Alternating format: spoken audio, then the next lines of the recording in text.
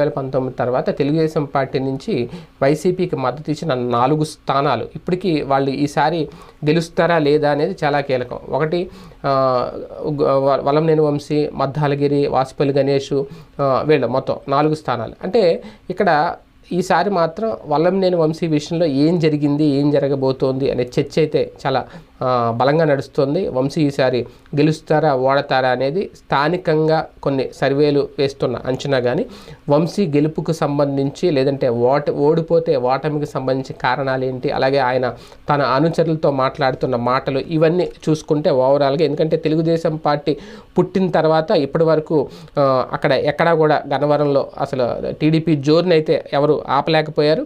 అది సింబల్ని చూసి కావచ్చు, లేదంటే తర్వాత వంశీ గెలవడం, వంశీకి ఉన్న వ్యక్తిగత ఇమేజ్ కావచ్చు, ఏదైనా కానివ్వండి. ఈసారి ఎలాగైనా టీడీపీ నుంచి గెలిచిన సిట్టింగ్ ఎమ్మెల్యే వలంనేని వంశీని తన